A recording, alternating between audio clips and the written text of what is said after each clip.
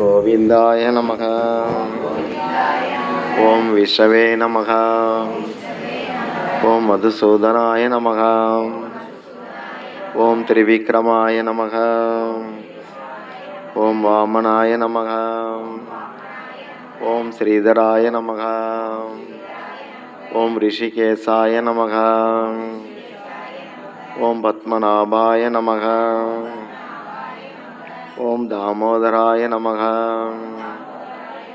ஓம் வாசுதேவாய நமக. ஓம் கௌராய நமக. பகவானுடைய உன்னதமான அன்பு மனப்பாங்க அன்பு மனப்பாங்கு அதை சைத்தன்ய மகாபிரபுவாக ஹரிநாமத்தை மையமாக கொண்டு பகவான் பரப்பி இருக்கிறார். நம்ம தமிழில் பாடுறோம், நாடும் நகரமும் நன்கறிய அப்படின்னு பாடுறோம். சைத்தன்யர் வந்த பிறகு அந்த ஆவல் பூர்த்தியாச்சுது. அவர் ஒவ்வொரு கிராமத்திலையும் ஒவ்வொரு தெருவிலையும் மக்கள் ஹரிநாமத்தை மனதார பாடி இதயம் அன்புக்கு மட்டுமே உகந்தது அப்படிங்கிறத உணரணும்னு ஆசைப்பட்டார். அன்பு எல்லாருக்குள்ளேயும் இருக்குது, ஆனால் அது உள்நோக்கோட இருக்கு. கடவுள்கிட்டே கூட அப்படித்தான் இருக்கு. அப்படி இல்லாமல் அகே துக்கி அப்ரதி கதா அப்படின்னு சொல்கிற மாதிரி காரணமும் இருக்கக்கூடாது, பிரதிபலன் கருதவும் கூடாது. அப்படி பகவத் பாதத்தில் அன்பு காட்டப்படணும். அதற்கு ஒரே ஒரு செயல்முறை, மனம் திறந்து ஹரிநாமங்களை பாடுறது. பகவான் நமக்கு எல்லாம் கொடுத்துருக்கிறார். பார்க்கறதுக்கு சூரியன் கொடுத்துருக்கிறார், அதனால் வெளிச்சத்தை கொண்டு பார்க்குறோம். காற்று கொடுத்துருக்கிறார், அதனால் மிருதங்க அடித்தா சப்தம் வருது, பேசுனா சப்தம் வருது. ஆகாயம் கொடுத்துருக்கிறார், அதனால் காதில் பேசுகிறதெல்லாம் கேட்குது. எல்லா சௌகரியமும் கொடுத்துட்டு அந்த கொடுத்தவரை மறந்து நன்றி இல்லாமல் போகிறதுக்கு காரணம் இதயத்தில் சேர்ந்து போன சுயநலம். சும்மா ஏதோ ஒரு பொருளை கீழே போட்டால் எடுத்து கொடுத்தா தேங்க்ஸ் அப்படிங்கிறோம். அது அத்தியாவசியம் இல்லாதது. அந்த பொருளெல்லாம் ஒரு வேல்யூவும் கிடையாது. ஒருத்தர் விரும்பும்போது அவங்க தந்த கர்ச்சிப் கீழே விழுந்தா மனசு உடஞ்ச மாதிரி இருக்கு. ஒன்றும் இல்லை, ஆனால் அப்படி இருக்குது. ஆனால் எல்லாமான பகவான், அதாவது அவர் எப்படி சாஸ்திரங்களை பாடப்படுறாருன்னா, விஸ்வநாயகன், விஸ்வரூபன், விஸ்வ ஆதாரம். அவரே எல்லாமா இருக்கிறார், எல்லாத்தையும் படைச்சார், அதற்குள்ள புகுந்து இருக்கிறார், அதுகளுக்கெல்லாம் ஆதாரமாக இருக்கிறார். இப்படி எல்லாமா இருக்கிறவர். அதாவது இந்த தாமோதர லீலாவில் பார்த்தீங்கன்னா, நாரதருக்கு பாலிய லீலையை பார்க்கணுன்னு ஒரு ஆசை வந்தது. கண்ணனுடைய பாலிய லீலையை பார்த்துட்டு வரணும் அப்படின்னு. அப்போ யசோதா வீட்டுக்கு வந்து பார்க்கும்போது, அப்போ கண்ணன் அப்போதான் அவள் குளிப்பாட்டி இருக்கா. அம்மா குளிப்பாட்டி நல்லா அழகுபடுத்தி கண்மையெல்லாம் போட்டு திருஷ்டி போட்டு வச்சு நல்லா உடுத்தி உட்கார வச்சிருந்தா. அதுக்கப்புறம்தான் அந்த குழந்தை அடம் பிடிக்குது, என்ன இடுப்புல தூக்கு அப்படின்னு சொல்லி சேட்டை பண்ணுது. கையை காலை உதறி சேட்டை பண்ணுது. அலங்காரமெல்லாம் களைஞ்சிருச்சு. யசோதாவுக்கு உள்ள வேலை இருக்கு, அதனால குளிப்பாட்டியாச்சு. போராடி 10 பாட்டு பாடி குளிப்பாட்டி இருக்குது, அழகுபடுத்தியாச்சு. இனி நம்ம வேலையை பார்க்கலான்னா கண்ணன் விடலை. அழுது அடம் பிடிச்சு உருண்டு புரண்டு கடைசியில் நிறைய சேட்டை பண்ணாதான் கையில் தூக்குவா அப்படின்னு சொல்லி முத்தத்துக்கு வெளியே வந்து மணலில் போய் உருள்றார். இதை நாரதர் பார்த்து அதிர்ச்சி ஆகிறார். அப்போ அவர் சொல்கிறார், எவ்வளோ பெரிய இறைவன், உலகத்தையே ஆட்டி படைக்கிறவர். இங்கே என்னென்னா கோபியர்களுக்காக அவர் ஆடிக்கிட்டு இருக்கிறார். நடுவில் என்ன இருக்குது? தெய்வீக அன்பு அப்படிங்கிற ஒரு உயர்ந்த ஒரு விஷயம் அங்கே நடுவில். அன்பு எதையுமே எதிர்பார்க்காது, அப்போ தான் அது அன்பு. அன்பு கனியும் போது அதுக்கு பேர் பிரேமை. அந்த சம்பவத்தை பார்த்து நாரதர் ஆச்சரியப்பட்டார், பிரம்மாவும் அதை பார்த்து ஆச்சரியப்பட்டார். அவர் தான் அந்த விஸ்வநாயகா, விஸ்வரூபா, விஸ்வ ஆதாரான்னு பாடுறார். இப்படிப்பட்ட உயர்ந்த ஒரு இறைவன் உன் மடியில் உட்காரன்னு சொல்லி அடம் பிடிக்கிறானேன்னு ஆச்சரியப்பட்டார் பிரம்மா. என்ன அங்கே வித்தியாசம்? அன்பு தான் அங்கே அந்த மாதிரி நடத்துது. இந்த அன்பை அனைவருக்குள்ளேயும் பகிர்ந்து அவங்களோட பரஸ்பரமாக இருக்க கிருஷ்ணர் விரும்பும் பொழுது, அப்போ பலராம் தந்த யோசனை தான், நீயாகவும் இரு, ஒரு பக்தனாகவும் மாறு. அப்போ அந்த அன்பை புரிஞ்சுக்கிட்டு பல ஆத்மாக்கள் இதில் ஈடுபாடு காட்டும் அப்படிங்கிறார். அதன்படி கண்ணன் வந்தது தான் சைத்தன்ய ரூபம். நமோ மகாவதன்யாய அப்படிங்கிறோம். மகாவதன்யாயன்னா மேக்னானிமஸ், ரொம்ப ரொம்ப ரொம்ப பெருந்தன்மை. எல்லா அவதாரத்திலையும் பெருந்தன்மைக்கு குறைச்சல் இருந்தது. இதில் அப்படி இல்லை. பெரிய பெரிய பண்டிதர்களும் பக்தராகிறாங்க, திருடர்களும் பக்தராகிறாங்க, முட்டாள்களும் பக்தராகிறாங்க.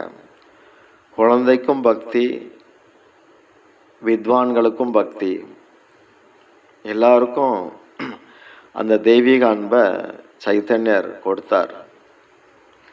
அவருடைய பார்வையில் பட்டாலே போதும், இதயம் தானாகவே இதயம் புனிதமாகி வாயில் அரிநாமா வந்தது. அது மாதிரி மகாபிரபு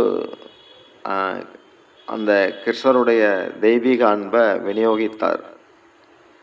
அதுக்கு அவர் தந்த மார்க்கம்தான் நாம சங்கீர்த்தன மார்க்கம். நாமம் சொல்கிற போது உறங்கக்கூடாது, உறங்கும்போது நாமம் சொல்லலாம், அது உயர்ந்த நிலை. அப்போ இந்த தெய்வீக அன்பு அப்படிங்கிறது கிருஷ்ணருடைய திட்டம்தான். அந்த அன்புல ஆழ்ந்து இருந்தவங்களைத்தான் ஆழ்வார் அப்படின்னு சொல்கிறோம். ஆழ்ந்து போகிறது, கடல் இருக்கு, அதோடைய ஆழத்தை கண்டுபிடிக்கணும்னா அதுக்குள்ளே ஆழ்ந்து போகணும், கடலுக்கு அடியில் போகணும். போய்கிட்டே இருந்தால் எவ்வளவு ஆழம்னு சொல்லலாம்.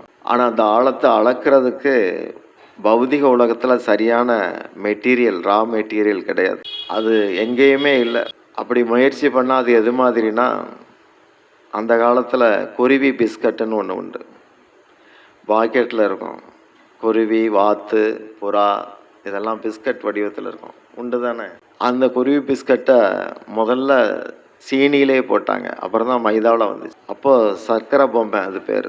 அந்த பொம்மையில் கழுத்தில் கயிறு கட்டி கடல் ஆழத்தை அளந்து பார்க்கறதுக்காக ஒருத்தன் முயற்சி பண்ணுறான். அது என்ன நடக்கும்? கயிறு தான் மிஞ்சும். அது மாதிரி இந்த தெய்வீக அன்பின் ஆழத்தை புரிஞ்சுக்கணுன்னா அது ரொம்ப கஷ்டம். அதில் ஆழ்ந்து போகலாமே ஒழிய மீள முடியாது, வெளியே சொல்ல முடியாது. சீனி இனிக்கும்னு சொல்லலாம், எப்படி இனிக்கும்னு எப்படி சொல்கிறது? அவங்கவுங்க வாயில் போடுற அனுபவம். உணர்றது வேற, புரிஞ்சுக்கிறது வேற. ஒரு இதை பார்த்து புரிஞ்சுக்கிறோம், புகை வருது அப்போ அங்கே தீ இருக்குது அப்படின்னு புரிஞ்சுக்கிறோம், அதுவும் அறிவு. உலகத்தில் உள்ள நேர்த்தி, எப்படி ஒரு தோட்டத்தை பார்த்தா இவ்வளோ ஃபினிஷிங்காக இருக்குது இந்த தோட்டம், இதை யாரோ ஒருத்தர்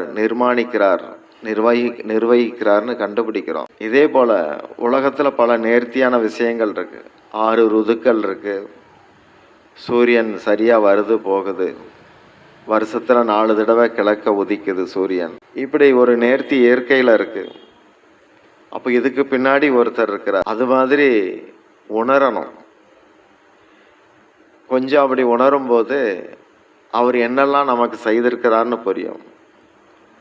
அப்போ தான் அவர் தந்த அத்தனைக்காகவும் நாம் எந்த அளவுக்கு நன்றி கடன் பட்டிருக்கிறோன்னு புரிய வரும். இதில் வேற பகவானே பேசும்போது சொல்கிறார், கோவிந்தான்னு சொல்லிட்டா என்னால் ஒன்றுமே பண்ண முடியாது, நான் உங்களுக்கு கடனாளி அப்படிங்கிற. கோபியர்களோ திரௌபதியோ கோவிந்தான்னு சொன்னதும் பகவான் அப்படி அந்த பக்கமாக திரும்பிடுறார், கடன் பற்றுறார். அப்படி சொல்கிறார். உத்தவர்கிட்ட பேசும்போது சொல்கிறார், கோவிந்தான்னு சொல்லிட்டாங்க, நான் உங்களுக்கு கடன் பட்டிருக்கேன். அப்போ கூட ஒரு தடவை சொல்லிட்டா கடன் மட்டும் இல்லை, கடனுக்கு வட்டி வேற வந்துடுது. சொல்லிக்கிட்டே இருந்தால் வட்டி கூடிக்கிட்டே போகுது. அதை வச்சு தான் திருப்பதிக்கு அப்படி ஒரு சம்பவத்தை சொல்கிறாங்க, வட்டி கட்டிகிட்டு இருக்கிறார் அப்படின்னு. நாமம் ஈர்க்கிற மாதிரி வேற எதுவும் இறைவனை ஈர்க்காது. ஈர்க்கும் எப்படின்னா, நாமத்துக்குள்ள என்ன இருக்கோ அது இருக்கும். நாமத்துக்குள்ள என்ன இருக்கு? குணம் இருக்கு, ரூபம் இருக்கு, அதற்கேற்ற ஒரு லீலை இருக்கு. கிருஷ்ண அப்படின்னாலே அதோட அர்த்தம் எவ்வளவு மெட்டீரியல் டிசைர்ஸ் ஒருத்தருக்கு இருந்தால் கூட, எவ்வளவு ஜட விவகாரம் ஜட ஆசைகளுக்குள்ள மூழ்கி கிடந்தா கூட அவனையே கொஞ்சம் திகைப்புல ஆழ்த்தி ஈர்க்கக்கூடிய ஆற்றல், அந்த ஆற்றலுக்கு பேர் தான் கிருஷ்ண. ஆகர்ஷ்ண இதி கிருஷ்ண குணேன ரூபேன லீலாயச்ச ததக ஆனந்த தயதி ஆகர்ஷ்ண இதி கிருஷ்ண. அதுதான் கிருஷ்ணன். அப்போ அந்த தெய்வீக அன்பு அவருடைய பரிவாரத்துக்குள்ள மட்டும் இருக்கு. அவருக்கு பலராம்கிட்ட பேசும்போது ராதைக்கு என்னை பார்த்தா அவ்வளவு உற்சாகம் வருது. இந்த உற்சாகம் அந்த ஆட்டம், அதாவது ரப்பர் பந்து மாதிரி துள்ளுறது உற்சாகத்தில். இவ்வளவு சந்தோஷம் எனக்கு கூட இல்லை, ஆனால் ராதைக்கு இருக்கு அப்படின்னு சொல்லும்போது தான் பலராம் இப்படி ஒரு யோசனை சொன்னார். நீயாக இரு, அடுத்து ராதையாகவும் இரு, ராதா உன்னை தேடி அலையிற மாதிரி ஒரு பக்தனாகவும் மாறு. அப்படிதான் சைதன்யர் வந்தார். ராதா கண்ணனை தேடி அலைஞ்ச மாதிரி சைதன்யர் வந்து கிருஷ்ணரை தேடி அலைகிறார். அதனால தான் சூன்யாயுதம் ஜெகத்து சர்வம் கோவிந்த விரகணமே அப்படிங்கிறாங்க. இந்த கோவிந்த விரகத்தை எப்படி சொல்றாருன்னா, பிருந்தாவனத்தில் அதாவது கோலோகத்திலிருந்து கிருஷ்ணர் பூமிக்கு வரணும்னு சொல்லும்போது ராதா பரிவாரங்கள்லாம் எல்லாரும் இருந்தால் தான் நானும் வருவேன் அப்படிங்கிறாங்க. யமுனா இருக்கணும், கோவர்த்தனா இருக்கணும், இதெல்லாம் சொன்னாங்க. முக்கியமாக நடுநாயகமாக நீ இருக்கணும். அப்போ கண்ணன் இல்லாத போது பிருந்தாவனமோ யமுனையோ எதுவுமே சூன்யமாக படுது. அதை அந்த ராதா அப்போ சொன்னதை இங்கே சைதன்யர் சொல்கிறார். சூன்யாயுதம் ஜெகத் சர்வம் கோவிந்த விரகேனமே. அதில் தான் பாடுறார், ஆஸ்லிஷவா பாதரதம் பினஸ்டுமாம் அதர்ஷனாத்.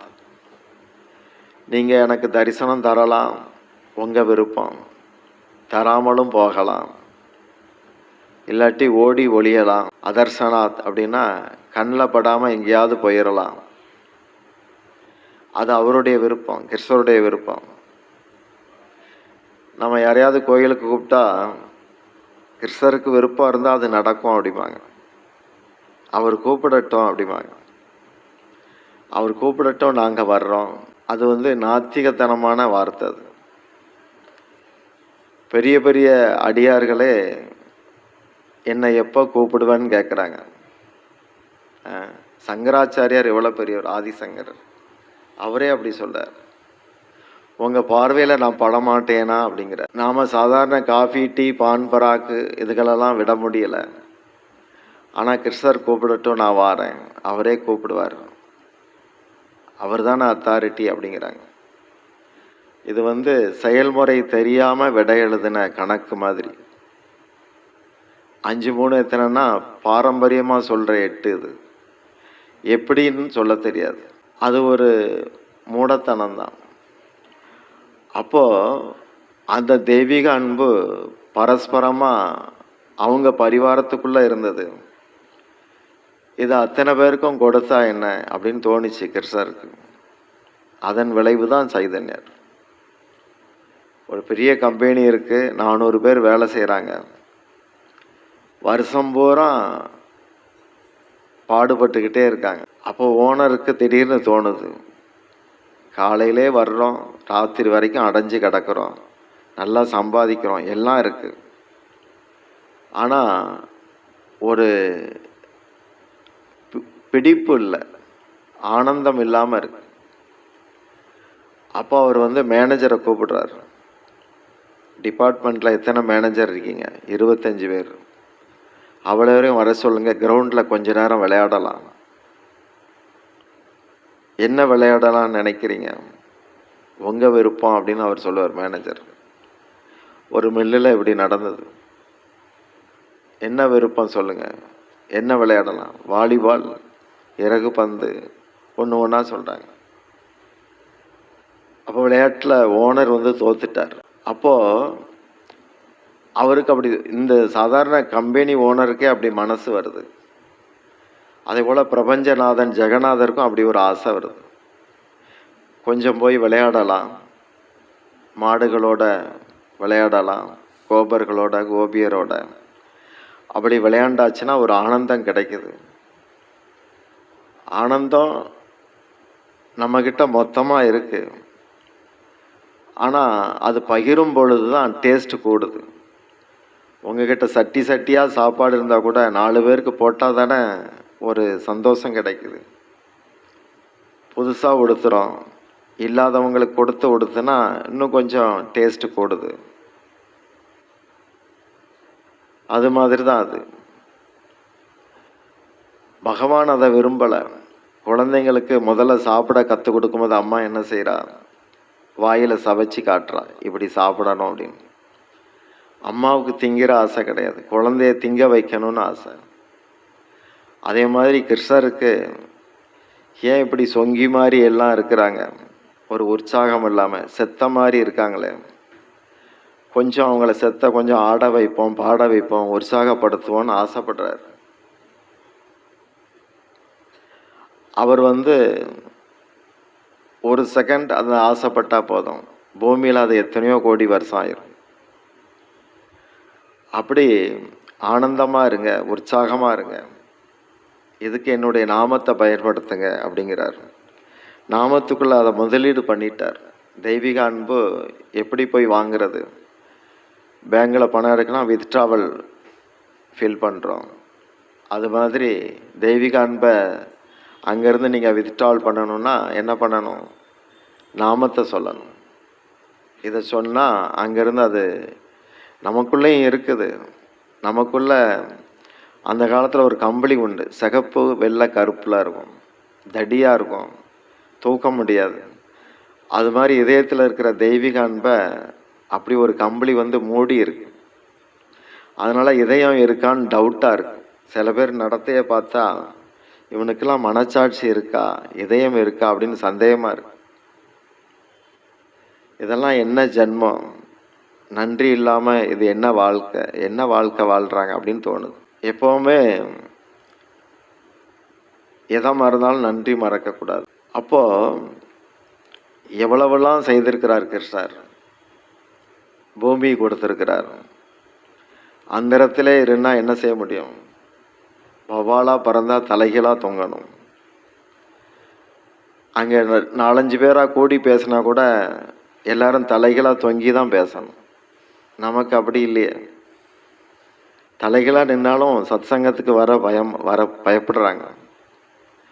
அப்போது எவ்வளவு சௌகரியம் கொடுத்துருக்க, அதை நினச்சி பார்க்கும்போது நமக்குள்ள ஒரு ஆற்றாமை உண்டாகும். நான் எவ்வளவுக்கு எவ்வளவு அதிகமாக கடன் பட்டிருக்கிறேன் கிருஷ்ணனுக்கு. எந்த விதத்தில் நான் கிருஷ்ணனை திருப்திப்படுத்த முடியும்? ஒரு விதத்துலையும் முடியாது. அப்படி வாய்ப்பு இல்லை. கிருஷ்ணர் திருப்தி படணும்னா அதுக்கு முன்னாடி இன்னும் பல பேர் இருக்காங்க. ராதா இருக்கிறாங்க, அவங்கக்கிட்ட சகிகள் இருக்காங்க, மஞ்சரிகள் இருக்காங்க. எல்லாருடைய பார்வையும் படணும். அவங்க பார்வையெல்லாம் படணும்னா குரு நினப்பில் நாம் இருக்கணும். குரு நினப்பில் நாம் இருக்கணும்னா அதுக்கு என்ன பண்ணுறது? குரு சொன்னபடி நடந்து அதிகமாக மார்க் வாங்கணும். பாஸ் மார்க் மட்டும் வாங்கக்கூடாது, அது பத்தாது. அப்படி தானே? சென்ட் பர்சன்டேஜ் தாண்டணும். எங்கள் குருநாதர் அப்படி இருந்தாங்க, போடி மகாராஜ் அப்படி இருந்தாங்க. சைதன்யர் சொன்னார், திருநாதபி சுனிசேனா சுனேச்சனா தரோரபி சகிஷ்ணுனா அமானினா மானதேனா கீர்த்தனியா சதாகரி அப்படின்னு சொன்னாங்க. அதோட ஜாஸ்தி இருந்தாங்க மகாராஜ். அப்படி முயற்சிக்கணும். லாட்ரி சீட்டு வாங்கும்போது ஆறுதல் பரிசை எதிர்பார்க்கக்கூடாது. முதல் பரிசுனா நல்லாயிருக்கும். அது மாதிரி கிருஷ்ண பக்தியிலையும் அந்த தெய்வீக அன்புக்கு பாத்திரப்படணும். அந்த அன்பை நான் பெறணும். அதுக்குள்ள தடைகளை எல்லாம் போக்கு அப்படின்னு சொல்லி நாமத்தை நேசிக்கணும். நாமத்துக்கு நாம் முக்கியத்துவம் தரணும். காத்தாலே எழுந்து முதல் வேளை நாமமாக இருக்கணும். முதல்ல கிருஷ்ணரை ஏமாற்றக்கூடாது. அவர் எவ்வளோ காலம் ஒருத்தர் இறந்துட்டா கூட கொஞ்ச நேரம் இதயம் துடிச்சிட்டு தான் இருக்கும். அந்த அளவுக்கு இரவும் பகலும் காத்திருக்கிறார். இந்த ஜீவன் என்னை நோக்கி திரும்புமா அப்படின்னு காத்திருக்கிறார். நாம் ஏமாற்றக்கூடாது. யாரையாவது காத்திருக்க வைக்கிறதுக்கு ஏமாற்றுதல் தானே பேர். பார்க்குக்கு வர சொல்லிடுறோம், 6 மணிக்கு வந்துரு, இந்த ட்ரெஸ் போட்டு வா நல்லாயிருக்கும் அப்படின்னு சொல்கிறோம். அங்கே போய் காத்து கிடக்கிறார் அந்த ஆள், இவன் வரலை. இது மாதிரி கிருஷ்ணர் நான் காத்திருக்கிறேங்கிறார், உள்ள வெயிட் பண்ணுறார், எப்போ ஆள் திரும்பும் அப்படின்னு சொல்லி.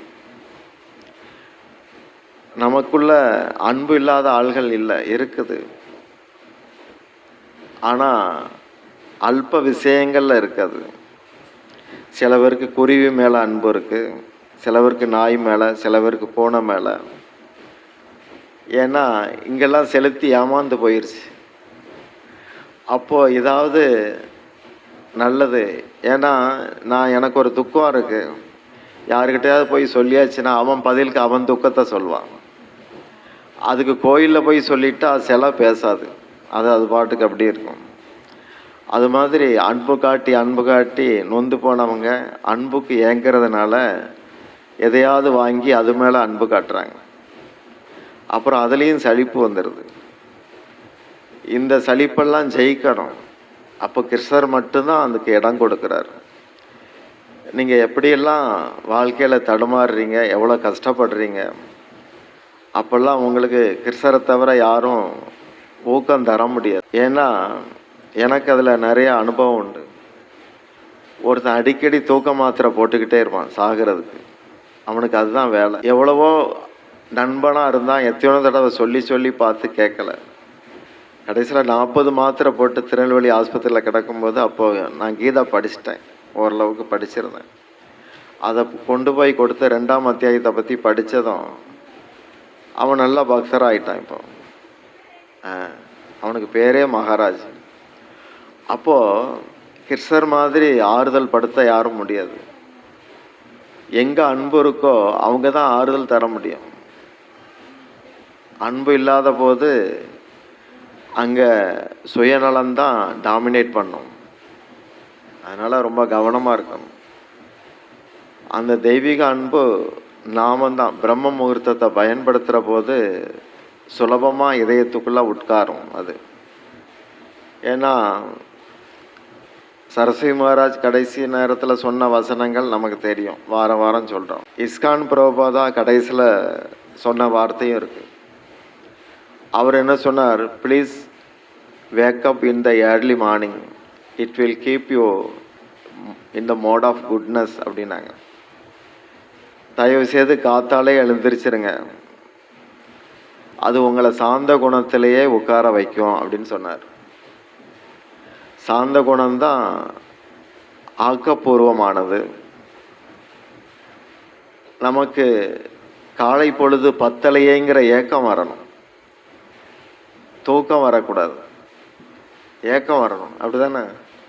காலையில் எனக்கு பத்தலை, இன்னும் ஒரு 10 மணி நேரம் இருந்துச்சுன்னா பிரம்ம முகூர்த்தம் வெறும் 2 மணி நேரம் தான் இருக்குது அப்படின்னு ஏங்கணும். நாங்கள்லாம் அப்படி ஏங்கணும். கோபிகள் அதைத்தான் கொஞ்சம் ரொம்ப அதாவது அட்வான்ஸாக சொல்கிறாங்க. பிரம்மாவை திட்டுறாங்க. நீர் கண்ணை மூடுற மாதிரி ஒரு அமைப்பை ஏன் செய்தீர்? அந்த நேரம் நாங்கள் கிருஷ்ணன் முன்னாடி நிற்கும்போது கண்டிப்பாக கண்ணை மூட வேண்டியிருக்கு, மூடி திறக்கிற நேரம் நாங்கள் கண்ணனை இழந்துடுறோம், பார்க்க முடியலை அப்படின்னு. அது மாதிரி கிருஷ்ணர் மேலே ஆசை வரணும், பாசம் வரணும்.